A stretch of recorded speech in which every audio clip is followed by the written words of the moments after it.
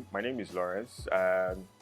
People know me as Captain Paws. I breed French Bulldogs, English Bulldogs, and Pugs. Uh, I've always loved the breed French Bulldogs as well as English Bulldogs. Why? Because I call them a special need breed. Why? Because they are the brachiocephalic type of dogs, the short-nosed dogs.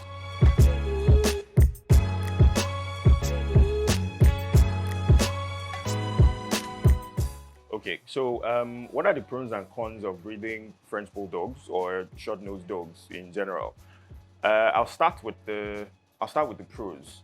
First off, size. It's fun to have dogs with this small size because they're easy to carry around. They're easy to have as pets indoors. They do well in apartments. They're low maintenance dogs. I like to put them or like to call them. They're low maintenance dogs and they're fun to be with, very nice around children. You can go to bed and not having to worry that, oh, your dog is going to attack your child or whatever it is. But so, yeah, that's one major pro. Secondly, feeding. When it comes to feeding, they're very economical to feed. You don't really have to stress when it comes to feeding. Giselle that I have here, she only eats once a day and she's, how old? I think she's about a year and a half. She was born and bred in Nigeria here, though her parents were imported. Thirdly, like I mentioned, they're very easy to maintain. They're low maintenance dogs. So for the cons, which is where I always talk to people about, people who are care to listen, from experience, they're prone to heat. They tend to overheat very quick. Why? Because of the nature of their skull. As we see, they are brachiocephalics, short-nosed dogs. Their nostrils or nasal canal is not as straight as that of other dogs. So they tend to overheat very quickly. When they play, they get carried away. They can easily get carried away playing, and that way they overheat which can also lead to heat stroke. So that's one major con and one major problem with this breed. Yes, they are prone to hip dysplasia like every other dog, or well, most dogs. Hip dysplasia, elbow dysplasia. They have issues with their skin if it's not properly taken care of, and if they're not properly groomed. I always advise that you bathe them once or twice or three times in a month, just to keep them clean and very healthy. Major part of this is once they have a very good diet, good hygiene, you won't have a problem with them. They're fun to be around and very loving.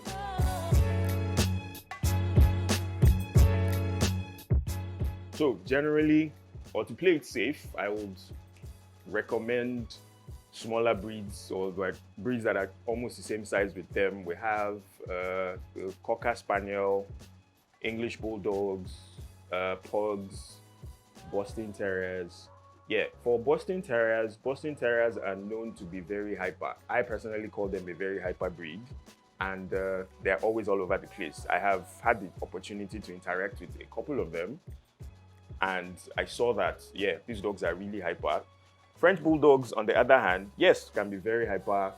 Some of them are very gentle. I have a dog that is very gentle. He's very calm. I think ever since I got him, I've only heard him bark like 5 to 6 or 7 times since I have gotten him. He's that calm.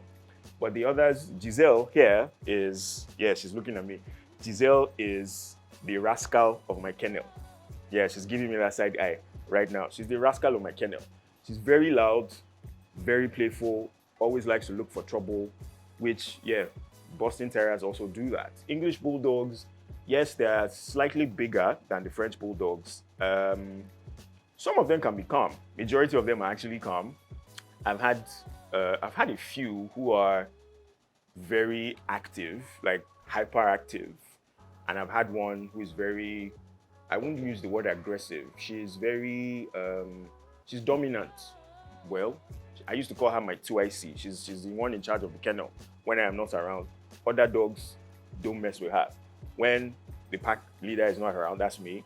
she's the one that takes charge, and everybody respects and fears her in the kennel. Like all the dogs. That's what I'm trying to say. Bulldogs, English bulldogs, yes, like I said, they're slightly bigger.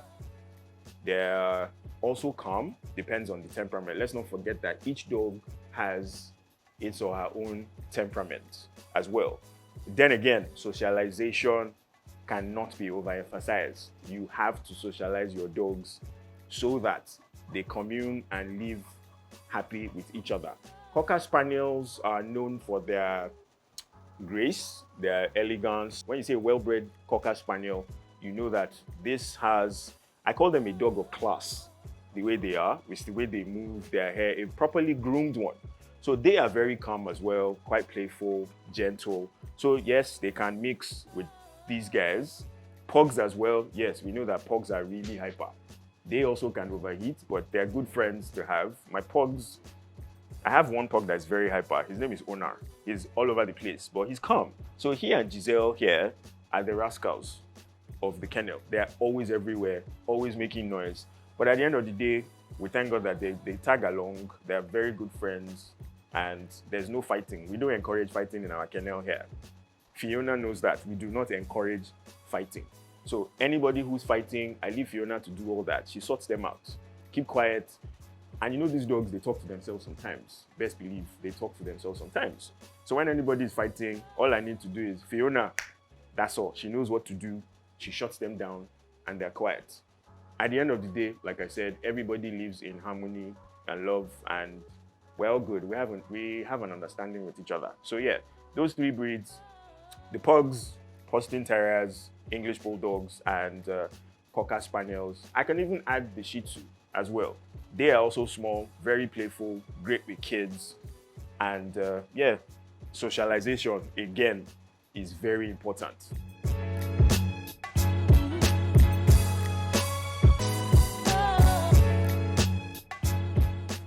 Yes, I will say yes, 100% yes. Now let's pick it one by one. Training. For you to train a dog, it's best that you start from the very early stages. I always say that train them from day one when they're from 6 weeks old or 7 weeks old. That's when I start my potty training with them. So the earlier you introduce training to them, the better for you. Again, let's not forget that each dog has its own individual temperament.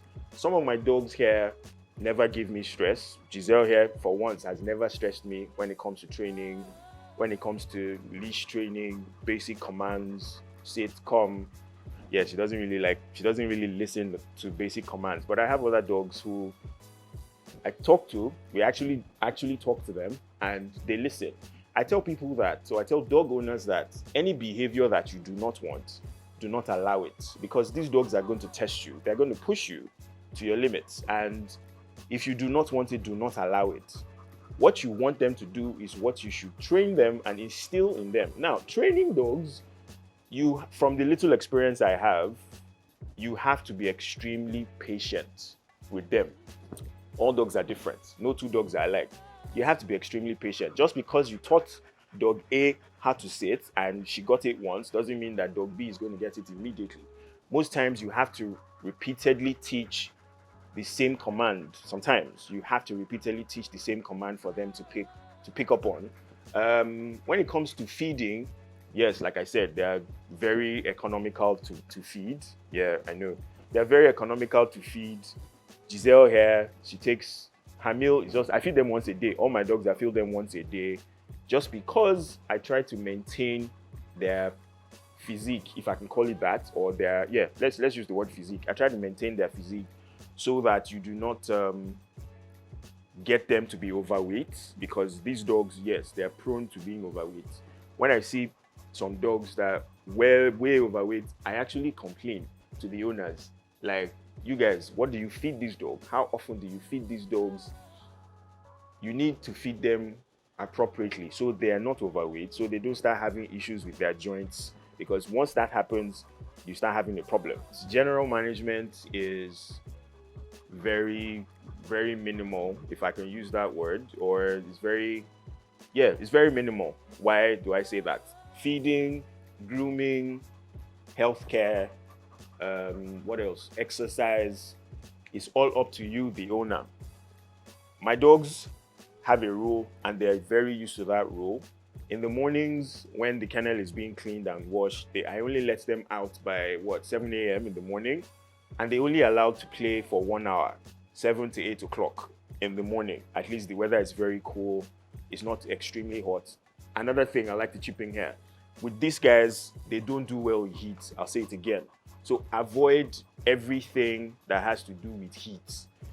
I'm sure you can see the way she's breathing, and the majority of us are used to them breathing this way. They're not like the German Shepherds or the Dobermans or Rottweilers that have clear nasal canals that can actually breathe properly. These guys have issues breathing. It's bad enough that they came out like this with their flat nose or flat noses. It's just best for us not to put any place that is too hot. We have a routine that we follow in the house. 7 a.m. is time to play. 7 p.m. is time to play, and we are back and we're resting. Yes, they need as much rest as possible. They need enough exercise. So it all boils down to you, the owner, to know how to feed, how much exercise they need, and how much training you need to give them. So overall, general management, I'll give them on a scale of 1 to 10, I'll give them a 7 or an 8 over 10. Again, it boils down to you, the owner of these dogs. How do you want them to live? How do you want to treat them? If you treat them like your child, trust me, they would enjoy, and they're very loyal. They will love you back regardless of whatever is done to them. My name, at the end of the day, I hope I've been able to, should I borrow the word enlightening, or just push out these breeds to create awareness about these guys. They're fun-loving, very easy to manage, and yeah, I know if I go into this breed proper, we probably will not live here today. But all I'm just going to say is, my name is Lawrence again. I have Giselle here, and we are Captain Paws. I'm sure a lot of us might have heard my name. This is the first time that I would actually put my face to a camera. Captain Paws. We do British Bulldogs, French Bulldogs, and Pugs. So please feel free, reach out to us for advice, opinions, any questions you need to ask, whoever it is that wants to ask me, feel free. Our Instagram handle is Captain's Paws, or @CaptainsPaws. You can reach out to us anytime you want. We're very ready to help you and advise you, give you topics, or discuss issues that might be bothering you as a French Bulldog breeder. And I'm willing to share my experience I'm always willing to share my experience with everybody that reaches out to me. So feel free, there it is. Again, Captain's Paws, thank you for having us. We look forward to meeting you guys someday.